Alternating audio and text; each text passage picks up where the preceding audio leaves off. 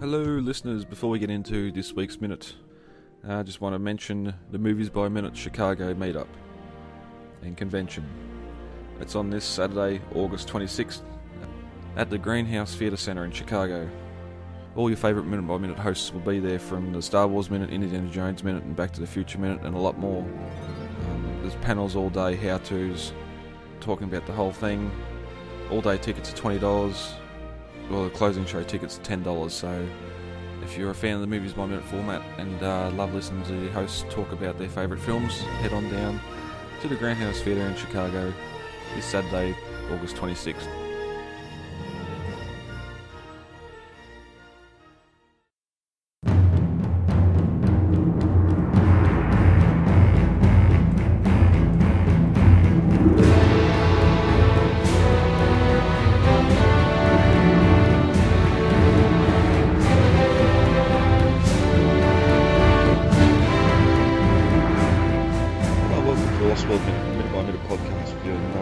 Sequel Jurassic Park, 1 minute at a time. Brad. I'm Dave. And today we're here to discuss minute 45 of The Lost World. Dave, how you been? Good. We got an eclipse going on Monday, and so getting our camera all up and ready to take pictures. Are you in the prime location for that? Unfortunately not. It's a bit further south in my state, but we'll still get about 90% of the eclipse. Yep. So we'll still be able to see a good amount of it. Oh, that's all right. I'll be hoping for news reports here. I won't see anything of it, but as you can most likely hear, I'm getting croaky again. So this week should be fun. But just when I thought we were over the flu here, it comes back and bites you again. Yeah, I've had those before. They suck. Dr. Malcolm, here to share a few campfire stories with my uncle. Alright, so if you're ready to get into 45, Dave, we'll get going. Sure. It's been in minute 44 of The Lost World. The hunters' camp was in ruin, in flames. Hunters were being chased around by animals after the sabotage by Nick and Sarah. As we start minute 45 of The Lost World, Dita watches a jeep explode. We cut to Roland and Ajay in their blind and see the jeep flying through the air towards them. They jump from the tree, narrowly missing it as it crashes down to the ground. At 44 minutes and 15 seconds we cut to Nick Van Arm running down the stream bed towards the injured Tyrannosaur. He stops beside it and reaches down, pulls out a pin, freeing the creature. At 44 minutes and 28 seconds we cut back to the camp. Two hunters help Dita up off the ground. Roland says to him, "It's the last time I leave you in charge," and walks off to assess the damage. At 44 minutes and 49 seconds we cut to Sarah Harding standing beside a stream. She can hear gurgling sounds and splashing. She turns to see Nick carrying the infant animal through the water, just as it begins to bellow once again. She runs towards the water, saying Nick's name. And this ends minute 45 of The Lost World. So we ended 44 with random animals chasing hunters all over the camp, and as we open with 45 we get a large explosion. One of the jeeps, the fuel catches on fire, and the jeep sends it rocketing. Yeah, we got Dita standing in the middle of camp here. All the tents are on fire, and the flames finally get to the gasoline on the ground.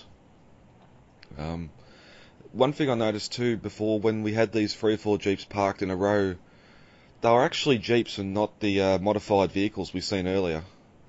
Really? If you look when the jeep explodes, the first one, you can see it's got the rounded bonnet of a jeep and that jeep front end. Oh yeah, look at that. So they didn't. Yeah, I never noticed that. They didn't destroy the modified vehicles they had on set, luckily. But So yeah, they probably just put stand-ins there that they could blow up. Well, definitely too, because when we cut to when it lands with RJ in a minute, you can see that they've definitely been a wreck. But it was also, I mentioned in the last minute, where we had these tents all lined up. We had a stack of tyres, spare tyres. Those stack of tyres stay there for the whole scene, even though the tent burns around them. But we cut to RJ and Roland up in their blind, getting illuminated by the explosions, which makes you wonder just how far away from camp they are. Well, like I said in an earlier minute, I think they're probably just across the tree line or something. Yeah. And like I said in the concept art, which shows the camp burning, and I'll post it up here. It shows Roland's trap is literally just across a small little creek from the camp. Yeah, and that sort of raises another question. If they're that close, then surely he would have heard the animals bellowing as Nick and Sarah were running around unlocking cages. And I'm certain they would have known what that meant. Yeah, yep. We get Roland to RJ. RJ, look out, jump. As we cut down the ground level and look up at them and just see this flaming ball streaking through the sky. Yeah. Now, I'd always thought that was a trike, the Triceratops that had rammed it, and not the actual explosion. Yeah, I always did when I was a kid too. Yeah, because you see the explosion earlier where it lifts the Jeep about 5 or 6 feet off the ground and spins it a little bit. But then to get a secondary explosion to launch one of them this high, this fast. I know. I mean, that is like a pure rocket. I have no idea how it would have done that, in reality, Yeah. I love the sound, the whistling as it's flying through the air. But yeah, just to launch this flaming wreckage into the air. I'm guessing this would have had to be in CGI. Yeah, I think it was too. And then that crane we seen on site had the wreck sort of above the tree and then dropped it at the last minute. Yeah, and then as it goes down the tree, you can see the fake tree just kind of jumping all over the place. Yeah, no trees were harmed in the filming of this scene, but the stand-in tree did take a brunt of the impact. Yeah. And it almost moves like rubber, Yeah, yep. But smashes directly into where our heroes were just sitting. Roland was the first to jump out of the way, and RJ barely makes it. But you can clearly see the stuntman jumping away from this flaming car as it sort of crashes into the ground, much like the Explorer in Jurassic Park. It's just this time I was thinking that myself. I noticed that it was very similar, and I assume they probably used a lot of the same techniques to do it. Yeah, instead just launch the car on a cable down the side of a tree. Yeah, and unlike Jurassic Park, where it was more slow, almost like the car was stalking the people, this is just full flat out fast. Yeah. But then when we get the Jeep crashed upside down, you can clearly see the tyres have been flat for a long time. And that was where I was going to say it was a wreck. Which is understandable when you blow cars up. It's one of my pet peeves in action movies, where you see cars crash, cars blow up and they go upside down. You can clearly see they've got no motor, no drive line on them. They're just a shell. And this one is clearly a shell. You pause it in the right moment, you can spot that it doesn't even have an undercarriage. It's just a flaming hulk of a Jeep. Yep. Yeah, and it's probably a key thing here where it lands with the back pointing towards us, not the front, so you can't see if it's modified or not. Where the back ends of the Jeeps were pretty much standard. But we cut again to someone running down the creek bed. We find out it's Nick. And he comes to the baby being chained up and pegged down the ground. And you noticed that it's a lot more, it's thrashing around a lot more than it was the last time we saw it. And you also see the bottle of scotch and the tin cup that Ludlow was using in that deleted scene. Yeah, it's still here. But I was wondering when I watched this again, Nick pretty much runs straight past where RJ and Roland would have been sitting. Now, did he come past after the flaming wreckage and Roland had already run back to camp, or? Because there's no flame lighting up the area here either. I think that it's right after Roland and Ajay had already went back to the camp, because the next cut that we get of him is him standing in front of Dieter. Yeah. Yeah, so I wonder if it was just like the Burke scene earlier with Dieter just maybe been shot.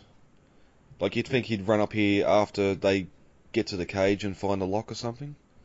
Mm-hmm. Um, just so their paths don't cross. But yeah, as you said, we cut back to camp. We got Roland standing in the middle of camp, just looking at the devastation. The And last time Dieter, he was... yeah, got Dieter there. You've still got the tents there. They're pretty much burnt to the ground now. Some of the hunters are putting out the smaller fires, and that stack of tires is still there. Yeah, going back to the sound design thing, as a kid, I always did love the sound of the metal stake being pulled out of the mud there Yep. by Nick. It's a nice sound, you know. Yeah, they have a good team working on the sound effects for these films. Yeah, they did. Because we also get the music tempo sort of increases here as well as it all goes to hell. But yeah, as you said, Roland to Dieter, it's the last time I'll leave you in charge. Where we hadn't really seen him in charge at this point. Like they're all hanging around watching Ludlow's video meeting. Yeah, video uplink with the board, but we hadn't really seen anything else in camp. So Well, I think that's kind of his point. Dieter wasn't really being much of a leader, and Roland never ever shows any confidence in Ludlow's leadership ability. And so I think he left Dieter to be in charge, and then he never does anything to be a leader, and that's why Roland says, "This is the last time I leave you in charge." Yeah, because I suppose when you look at all the hunters or all the InGen mercenaries, if you want to call them that, he's probably the one that's paid the most to be there. Lending his services, whatever those services actually are, because we haven't got any character development for him at all. But yeah, he's clearly there to be sort of the one leading the troops. But I think it's interesting how in this part of the scene, after Roland says this is the last time I'll leave you in charge, he just walks away. But Ajay stays behind like for 2 seconds and just stares at Dieter with just such contempt. Yeah. Before going off and following Roland. Well, that's it. We haven't seen the padlock yet, so as far as they know, it was the animal escape. They don't know of any sabotage. No. Which again could just come down to InGen not really knowing how to secure the animals properly. Or bad engineering on their side by just having those big pins holding the doors shut. Yeah. And not having padlocks on everything. But I do love the lighting that we see in this part of the scene here, where you can see it's probably studio lighting that's got a blue filter over it to give it a kind of blue moon-like appearance. But the way that it shines down onto the fake trees, it gives the trees this kind of bluish green. Not in a Jurassic World way. The Jurassic World kind of didn't do it right, but the Lost World did it here perfectly, where you get this blue green kind of shine on the trees in the background, and the lighting in the scene is just great. You know, you got on one side you got the moon shining down in the backdrop, and then you got the fires from the rampage that just happened shining on all the characters, and everybody's kind of lit up by silhouette except for Dieter here, and so the only other lights that they have are flashlights. Yeah, and I love how they use the flames as sort of lighting. You're getting that flickering amber light across people's faces. Yeah. But we cut then to Sarah standing beside the M-Class, which is the observatory, laboratory one. And you can hear the baby, or you can hear the gurgling of water, someone moving through the water, and Nick appears with the baby in his arms, and it just starts calling out when it hasn't been beforehand. Mm-hmm. It's been quite quiet Now, while they made their escape. to me, I always wondered, how did they carry this baby T-Rex around and not get bit in the face? You know? Yeah. I mean, they hold it like it's a kind of a large dog with the head near your head, near the face. And never once does it actually bite anybody in the face. And that's just like the thing that it's a wild animal, it's scared, it's hurt, and it's going to defend itself if you know? Mm. And it's definitely it's capable of doing that the way he's holding it. Yeah. Even just swings around and takes a bite out of his shoulder or his arm. Uh-huh. And then you've still got its arm sitting there flailing around freely, like even its arms could cut you, I'd imagine. Yeah. I mean, babies, even human babies have sharp little fingernails, and in this case, it would be claws, you know? Yeah. Yep.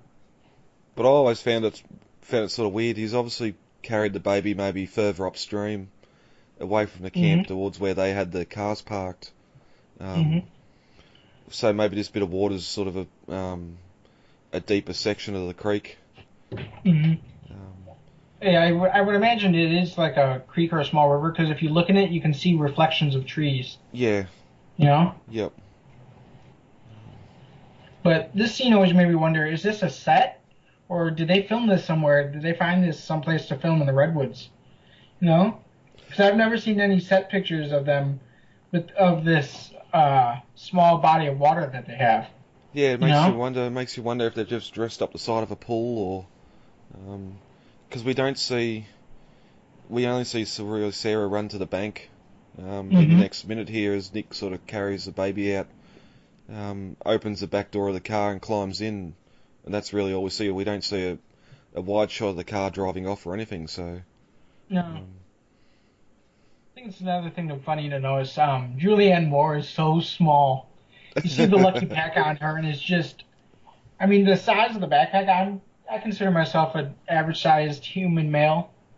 And so the backpack isn't really that big. It just looks so big because Julianne Moore is so small, and it's just enveloping her entire backpack. Like a turtle shell. Reality, it's probably only about 16 inches tall. Yeah. You know, the back of the pack. Life will find a way, as you once so eloquently put it. All right. Anything else you want to add to 45 before we get out of here? I think we're good. All right. All right, guys. Let's get the hell out of here. Contact details are on the website, thelostworldminute.com. You can email feedback to thelostworldminute@gmail.com, Facebook, The Lost World Minute, Twitter @TheLostWorldMinute, and Instagram, The Lost World Minute. Easy to remember. Yeah, yep, very easy to remember. David, thank you for joining me for this record. Welcome. And we'll be back. I've been Brad. I'm Dave. And we'll talk to you all later. Goodbye. Talk to you later. Bye. It is absolutely imperative that we work with the Costa Rican Department of Biological Preserves to establish a set of rules for the preservation and isolation of that island. These creatures require our absence to survive, not our help. And if we could only step aside and trust in nature, life